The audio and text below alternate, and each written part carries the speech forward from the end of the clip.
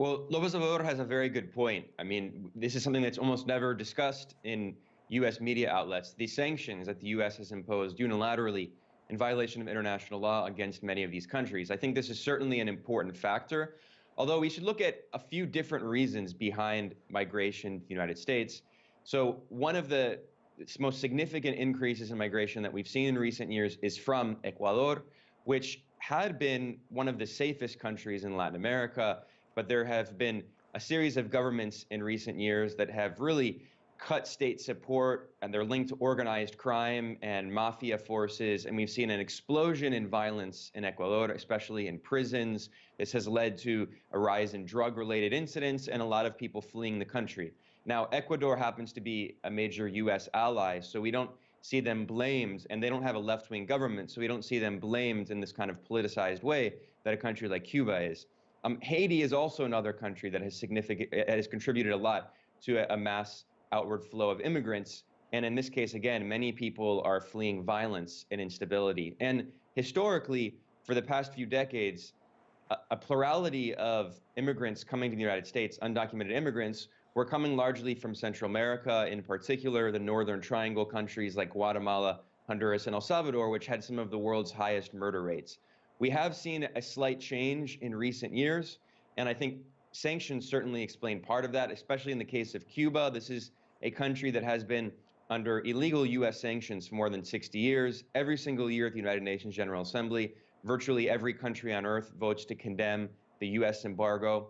And especially since the pandemic, tourism revenue dried up in Cuba, and the Trump administration imposed hundreds of new sanctions on Cuba, which the Biden administration has not lifted. Those sanctions have continued. This has made it very hard for Cuba to get access to foreign exchange. And because Cuba relies on importing food and importing energy, this has led to a rise in costs, which has only been made worse by the global inflation crisis and the war in Ukraine that has created more economic difficulties.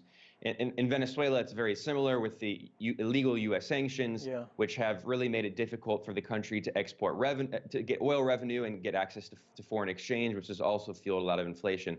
But I think another important factor that we should keep in mind is that there's an entire cottage industry. It's not even a cottage industry. There's a very big industry in Latin America built around people who exploit immigrants and who give the false impression that it's very easy to travel to the United States. So I lived in Nicaragua for several years. I was there just a few months ago. And I have friends who on WhatsApp have received messages from unknown numbers saying, we can help you travel to the United States if you pay us X, a few $100s.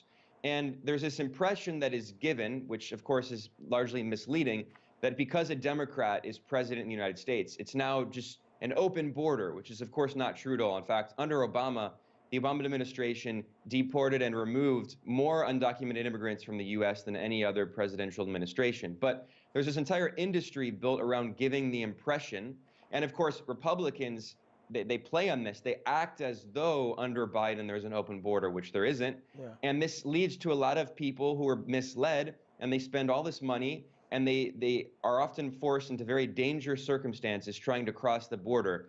And a lot of people are making, human traffickers and other groups are making money off of this.